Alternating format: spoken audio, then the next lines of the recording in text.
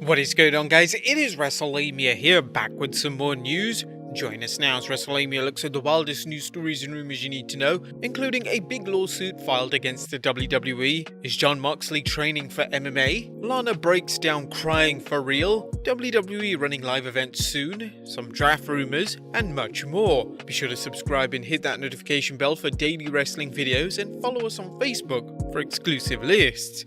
Now let's hit the intro and get straight into the first story, where we look at the $10 million lawsuit against WWE.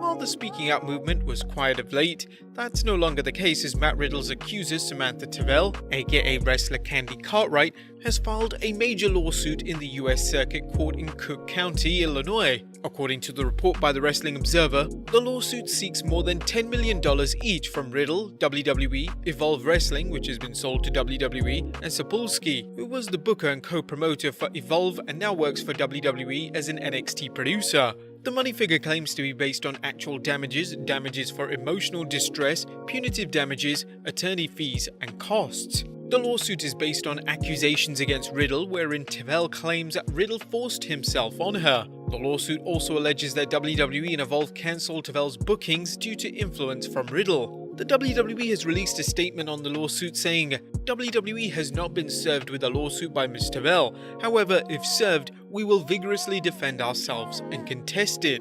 Next up, Mickie James suffers a broken nose. It's bad news for Mickie James, who just recently returned after a lengthy absence due to a knee injury, as she's now dealing with a broken nose. James discussed this on the YouTube channel Grown Ass Women, revealing, "So I legit broke my nose in a match and now I can't wrestle for a couple of weeks. Unfortunately, that sucks. It wasn't severe. It wasn't like my nose was blasted across my face. It honestly feels like I have this sinus pressure headache kind of allergy for the last couple of weeks. My nose was dislocated in a way that my cartilage was dislocated away from my nasal cavity, so they had to relocate it back."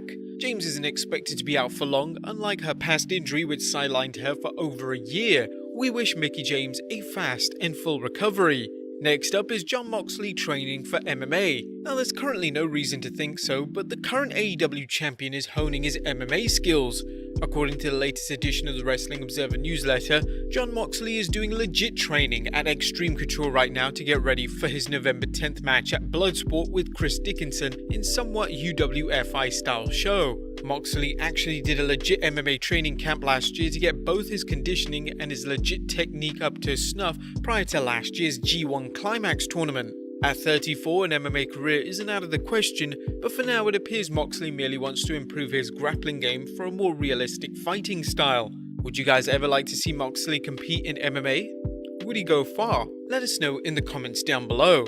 Next up, a WWE Draft Spoiler. There's some big rumors going around concerning the WWE Draft, which begins tonight on SmackDown, and arguably the biggest is the possibility of AJ Styles returning to Raw after his trade early this year to SmackDown. Now you may recall Styles asked to be traded from the Red brand reportedly due to personal issues with Paul Heyman, but now that Heyman is on SmackDown, some fans and wrestling pundits such as Dave Meltzer think Styles is headed back to the Red brand. At this point, this talk is wild speculation, as are murmurings of Drew McIntyre going to SmackDown and the WWE splitting up Natalya and Lana, which might mean more if they'd been together longer. Now the best way to find out who gets drafted is to tune into Raw and SmackDown, then check out our video analysing the trades after each show. Next up, the odds of WWE doing a live show in November. Are WWE live events coming soon to Florida? Now that Florida's Governor Ron DeSantis has declared the state can hold live events with full capacity crowds, the WWE Universe is wondering how long until Vince McMahon will run live shows with paying fans in the Sunshine State. As noted in this week's Wrestling Observer newsletter, WWE has brought back fans for the 4th October takeover and 7th October NXT tapings at the Performance Center, limited to about 100 people, with all fans tested for COVID the day before but kept very close together in a small indoor facility. Vince McMahon has been chomping at the bit to run live events with paying fans, and barring a serious rise in corona cases, count on the WWE running live events as soon as possible.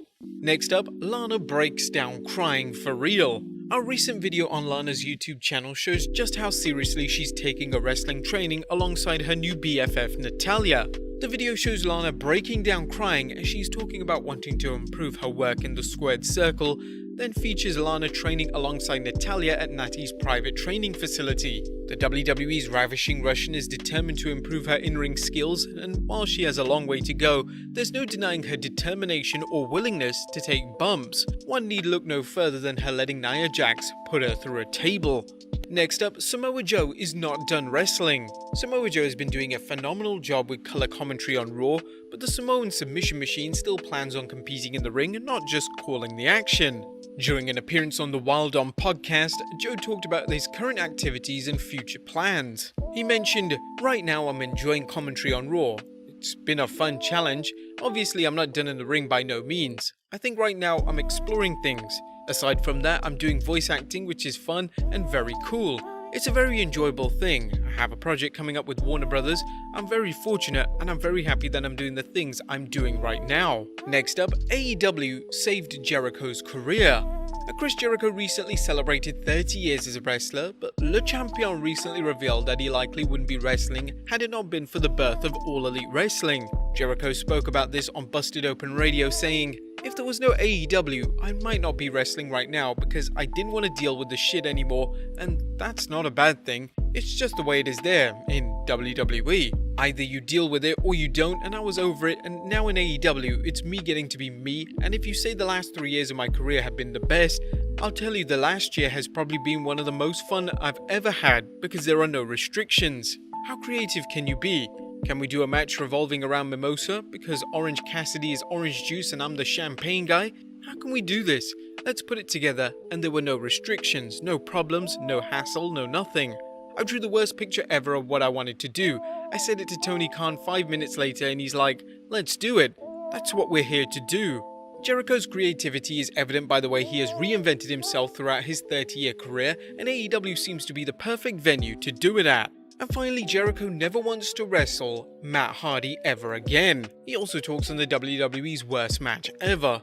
Chris Jericho likes his spot in AEW, but he's not looking to rehash the past. Jericho told Busted Open Radio he likes working with young stars and telling new stories. There will never be a Chris Jericho vs Matt Hardy match. Never, never, never, because we've seen that. You put it on, suddenly it's just two guys that worked 20 years ago in WWE. That doesn't make any sense. There might be a Chris Jericho Sammy Guevara vs Matt Hardy and Darby Allin match. That's exciting to me. Jericho then went off on the disastrous match between DX and the Brothers of Destruction in Saudi Arabia, likening it to how he wants to avoid rehashing old matches.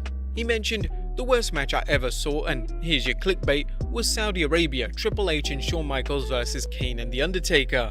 That was such a stupid idea in the booking. It never should have happened. It should have been Shawn and Hunter versus Roman and Seth, and Kane and Undertaker versus, I don't know.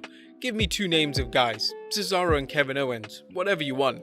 Do you guys agree with Jericho, or do you think him and Hardy could put on an exciting bout in AEW? Let us know in the comments down below, subscribe if you haven't already, follow us on Instagram and Facebook for exclusive lists, and I'll see you next time with some more wrestling content.